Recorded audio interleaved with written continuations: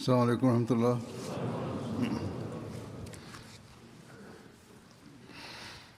أشهد أن لا إله إلا الله وحده لا شريك له وأشهد أن محمدا عبده ورسوله أما بعد فأعوذ بالله من الشيطان الرجيم بسم الله الرحمن الرحيم الحمد لله رب العالمين الرحمن الرحيم مالك يوم الدين إياك نعبد وإياك نستعين اهدنا الصراط المستقيم صراط الذين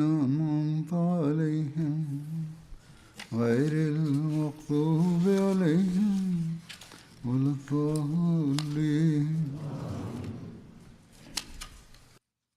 ഇന്ന് തന്നെയാണ് ഞാൻ ഈദ് ഖുത്ബ നിർവഹിച്ചത്. അതുകൊണ്ട് തന്നെ ഇപ്പോൾ ഞാൻ ഖുത്ബ വളരെയധികം സംക്ഷിപ്തമായിട്ടായിരിക്കും അവതരിപ്പിക്കുക. അതിനുവേണ്ടി ഞാൻ ഹദരത്ത് മസീഹ് അലൈഹി ഇസ്ലാമിൻ്റെ ഒരു ഉദ്ധരണിയാണ് തിരഞ്ഞെടുത്തിട്ടുള്ളത്. അതിലെ വിഷയത്തിലേക്ക് നമ്മൾ വളരെയധികം ശ്രദ്ധ ചെലുത്തേണ്ടതുണ്ട്.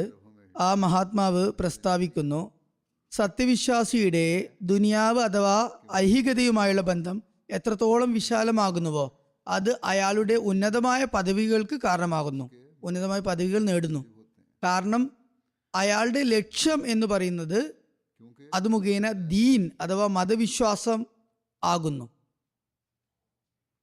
ഐഹിക ബന്ധങ്ങൾ വിശാലമാകുന്നത്, നല്ലതാകുന്നത് എപ്പോഴാണ്?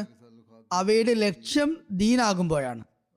അതായത് ഐഹികമായ ഏതൊരു ബന്ധത്തിൻ്റെയും ലക്ഷ്യം ദീൻ തന്നെ ആയിരിക്കണം. ഇതൊരു സത്യവിശ്വാസിയുടെ അടയാളമാണ്.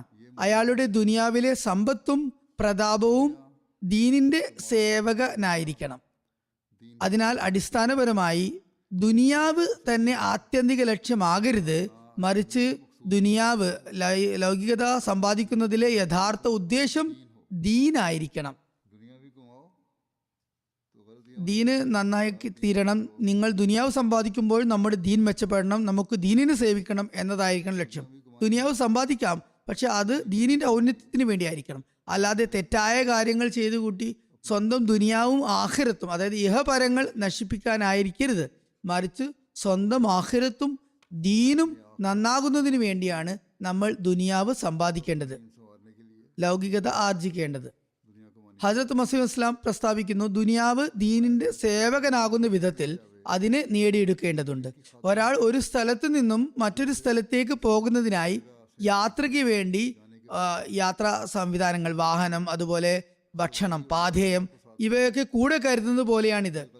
അപ്പോൾ അയാളുടെ യഥാർത്ഥ ഉദ്ദേശം എന്നത് ലക്ഷ്യസ്ഥാനത്ത് എത്തിച്ചേരുക എന്നതായിരിക്കും, അല്ലാതെ അത് വാഹനമോ വഴിയിലെ ആവശ്യങ്ങളോ ആയിരിക്കില്ല.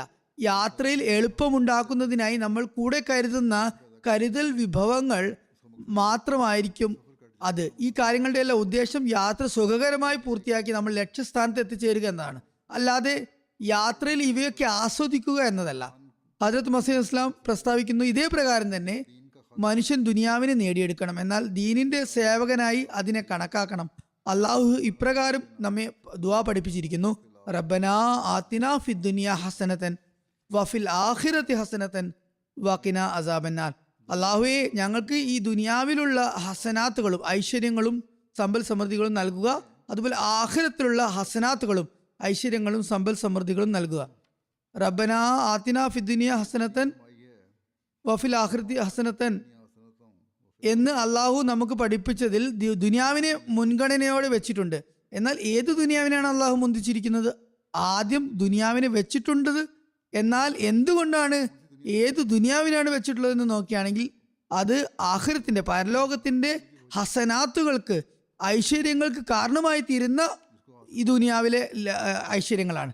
ഏത് ദുനിയാവ് നേടിയാലാണോ നമ്മുടെ പരലോകത്തിനും ഉപകാരപ്രദമാകുന്നത്, പരലോകത്തിലുള്ള നന്മകൾക്ക് കാരണമാകുന്ന അത്തരം ദുനിയാവിന്റെ കാര്യങ്ങൾ ലഭിക്കണം. അല്ലാതെ ആഖിറത്തിൽ നമുക്ക് ലജ്ജിക്കേണ്ടി വരുന്ന, നാണക്കേടുണ്ടാകുന്ന അവസ്ഥ ഉണ്ടാകരുത്. തീർത്തും ദുനിയാവിൽ മാത്രം മുഴുകിപ്പോകുമ്പോൾ ലജ്ജിക്കേണ്ടി വരുന്ന സാഹചര്യം ഉണ്ടാകുന്നു. ഹസരത്ത് മസീഹ് ഇസ്ലാം പ്രസ്താവിക്കുന്നു, ഈ ദുആ പഠിപ്പിച്ചതിലൂടെ ഒരു സത്യവിശ്വാസി ദുനിയാവ് നേടിയെടുക്കുമ്പോൾ ആഖിറത്തിലെ ഐശ്വര്യങ്ങളെക്കുറിച്ച്, ഹസനാത്തുകളെക്കുറിച്ച് ബോധവാനായിരിക്കണം എന്ന് വ്യക്തമായി മനസ്സിലാക്കാം. അതോടൊപ്പം ദുനിയാവിലെ ഹസനാത്തുകൾ എന്ന പദത്തിൽ ഒരു സത്യവിശ്വാസി ദുനിയാവ് നേടുന്നതിനായി സ്വീകരിക്കേണ്ട എല്ലാ ഉത്തമ മാർഗങ്ങളെക്കുറിച്ചും പ്രതിപാദിച്ചിട്ടുണ്ട്. നന്മയും ഗുണവും മാത്രം ലഭിക്കുന്ന അത്തരം രീതികളിലൂടെ ദുനിയാവിനെ നേടിയെടുക്കുക, ഖൈർ മാത്രമുണ്ടാകുന്ന ദുനിയാവിനെ സമ്പാദിക്കുക. അത് മറ്റൊരു മനുഷ്യന് പ്രയാസമുണ്ടാക്കുന്നതോ സഹജീവികൾക്കിടയിൽ, സമസൃഷ്ടികൾക്കിടയിൽ മാനക്കേടിനും ലജ്ജയ്ക്കും കാരണമാകുന്നതോ ആയ രീതിയാകരുത്. അത്തരം ദുനിയാവ് തീർച്ചയായും ആഖിറത്തിലെ പരലോകത്തിലുള്ള നന്മകൾക്ക് കാരണമാകും. നിങ്ങൾ മാത്രമല്ല, മറിച്ച് മനുഷ്യകുലത്തിന് തന്നെ ഉപകാരപ്പെടുന്ന വിധത്തിലുള്ള ദുനിയാവാണ് സമ്പാദിക്കേണ്ടത്. ബന്ധുക്കൾക്കോ നിങ്ങൾക്ക് ലജ്ജയുണ്ടാക്കുന്നതോ ദുനിയാവിൽ, അതുപോലെ തന്നെ നിങ്ങളുടെ കുടുംബത്തിനോ ബന്ധുക്കൾക്കോ നാണക്കേടുണ്ടാക്കുന്നതായ പ്രവൃത്തികൾ നിങ്ങളുടെ ഭാഗത്തുനിന്ന് ഉണ്ടാകരുത്. പകരം പരിശുദ്ധമായ ജീവിതം നയിക്കണം. നന്മയിലും തഖ്വയിലും ദൈവഭക്തിയിലും അധിഷ്ഠിതമായ ജീവിതമാകണം നയിക്കേണ്ടത്. അത്തരം ഒരു ജീവിതം മുന്നോട്ട് കൊണ്ടുപോവുകയും അങ്ങനെയൊരു ഉള്ള ദുനിയാവ് സമ്പാദിക്കുന്നതിനായി ജീവിതം ചെലവഴിക്കുകയും ചെയ്യുമ്പോൾ അത് നിങ്ങൾക്ക് ഇഹപരങ്ങളിൽ, ദുനിയാവിലും ആഖിറത്തിലും അനുഗ്രഹങ്ങൾക്ക് നിദാനമാകും. അതുകൊണ്ട് ഇന്ന് ലോകം പൊതുവെ സ്വാർത്ഥവും നിക്ഷിപ്തമായ താല്പര്യങ്ങൾക്കും ലക്ഷ്യങ്ങൾക്കും നേടിയെടുക്കുന്നതിന്റെ പിന്നാലെയാണ് ഓടുന്നത്. വ്യക്തിപരമായ താല്പര്യങ്ങൾക്കാണ് മുൻഗണനയും പരിഗണനയും നൽകപ്പെടുന്നത്. രാഷ്ട്രങ്ങളെ നോക്കുകയാണെങ്കിൽ അവർക്ക് സ്വന്തം രാഷ്ട്രത്തെക്കുറിച്ച് മാത്രമാണ് ചിന്ത, മനുഷ്യത്വത്തെക്കുറിച്ച് ഉള്ള ചിന്തയില്ല. ഇതിൽ മുഴുകി ഈ ആളുകൾ സ്വന്തം നാശത്തിലുള്ള വഴികളാണ് ഒരുക്കുന്നത്. ഇത്തരമൊരു സാഹചര്യത്തിൽ അള്ളാഹുവിനോട് ദുനിയാവിലെയും ആഖിറത്തിലെയും നന്മകൾ ചോദിക്കുന്നതിലേക്ക് നമ്മൾ ശ്രദ്ധ തിരിക്കേണ്ടതുണ്ട്. നമ്മുടെ ദുനിയാവും ആഖിറത്തും നന്നാകുന്നതിനും എല്ലാതരം ആപത്തുകളിൽ നിന്നും വിപത്തുകളിൽ നിന്നും സംരക്ഷിക്കപ്പെടുന്നതിനും വേണ്ടി ഇക്കാര്യത്തിൽ നാം വളരെയധികം ശ്രദ്ധ ചെലുത്തേണ്ടത് അത്യന്താപേക്ഷിതമാണ്. ഞാൻ പറഞ്ഞതുപോലെ ലോകം നാശത്തിന്റെ ഗർത്തത്തിലേക്കാണ്, കുഴിയിലേക്കാണ് പോയിക്കൊണ്ടിരിക്കുന്നത്. അള്ളാഹു നമ്മെ അതിൽ നിന്നും സംരക്ഷിക്കട്ടെ. നമ്മുടെ കർമ്മങ്ങൾ, അമലുകൾ മെച്ചപ്പെടുത്തുന്നതിനും അതനുസരിച്ച് ദുആകൾ ചെയ്യുന്നതിനും അള്ളാഹു തൗഫീക്ക് നൽകുമാറാകട്ടെ.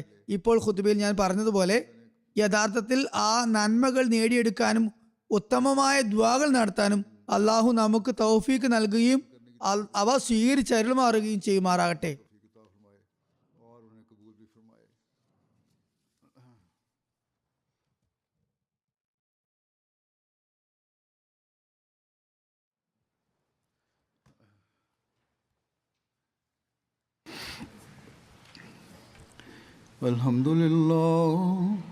الحمد لله نحمده ونستعينه ونستغفره ونؤمن به ونتوكل عليه ونعوذ بالله من شرور أنفسنا ومن سيئات أعمالنا من يهده الله فلا مضل له ومن يضلل فلا هادي له ونشهد أن لا إله إلا الله ونشهد أن محمدا عبده ورسوله.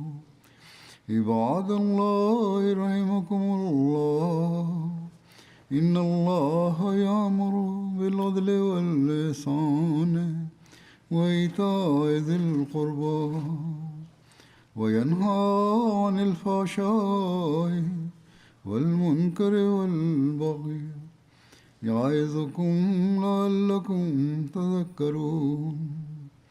اذكروا الله يذكركم وادعوه يستجب لكم ولذكر الله أكبر.